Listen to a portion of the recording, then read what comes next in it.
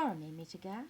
Today I want to share with you the legend of the Seven Sisters, a traditional story from Western Australia.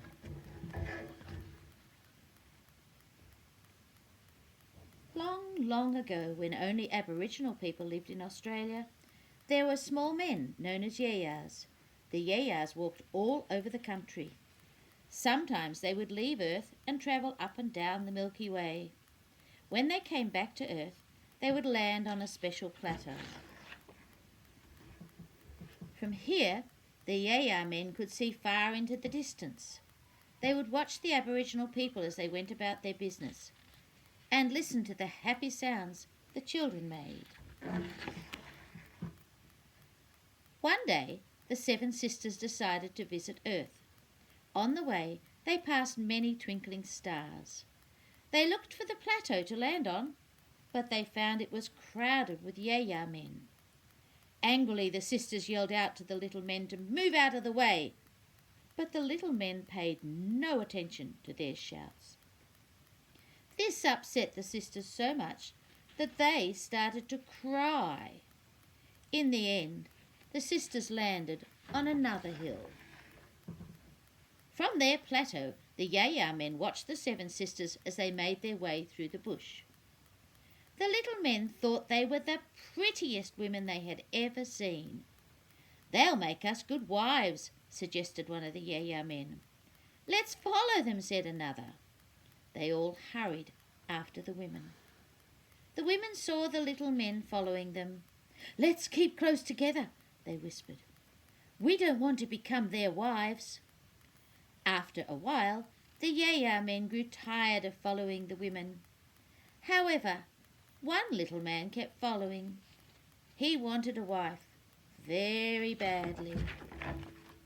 He turned to the other men and said, "Na yulo dudu wanungu, niaraba mabida.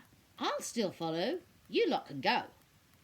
He kept the Seven Sisters in sight as he crept quietly through the bush after them. The yaya man was careful where he placed his feet. He made sure he didn't tread on any of the dead branches lying on the ground. This would tell the sisters that someone was following them. He waited for one of the sisters to leave the group. After walking for some time, one of the sisters felt hot and thirsty. She started to wander away from the others to look for water. "Now I'll see if she likes me," said the yaya man with a cheeky smile on his face. He moved quickly and quietly after her. The sister was not aware that the yaya man was following her. She was only thinking about finding water to quench her thirst. The yaya man followed closely as the sister climbed down a hill and walked across a dry clay pan. She kept on walking until she came upon some water in a creek bed. Hurrying to the water, the sister slumped down, hitting the coarse sand with her knees. Forming her hands into a cup, she scooped up the water and started to drink. A breeze cooled her face.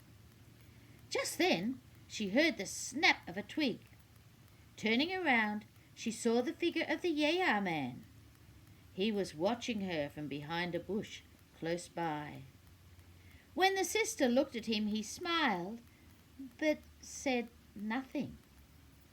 The sister was frightened. She jumped up and ran like she'd never run before. She crossed the salt lake and began to run up the hill. The yaya man was right behind her. The sister kept running. Her heart thumped loudly and she gasped for breath. She knew she had to escape. The yaya man was too fast for the sister. He grabbed hold of her. She struggled with the little man and tried to get away from him, but he held on to her and wouldn't let her go. The sister kept struggling and shouting for him to let her go. The yaya man was frightened by her shouts. He picked up a big stick and swung it toward her. The sister moved just in time, and the stick missed her. Instead, it hit the side of the hill, making a mark in the rock. The yaya man tried to hit her again, and each time More marks were made in the rock. The two struggled for a long time. Finally, the sister broke free. She ran toward the hill where the 7 sisters had landed on earth. When she got there, she clambered up the side. In the distance, she could hear the Yaya man's voice calling after her. She hurried to the landing spot on the plateau and looked around for her other sisters. But she could tell by the shadows that she was too late. They had returned to the sky. Trembling and shaking all over, the sister cried out aloud, "Ngayu yungara, ngayu ngananya balalgu." I'm alone. What will I do?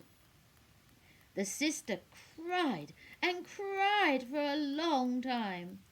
Then, when she looked up into the sky, she could see her 6 sisters. The sister left the earth and began her journey to be with her sisters once again.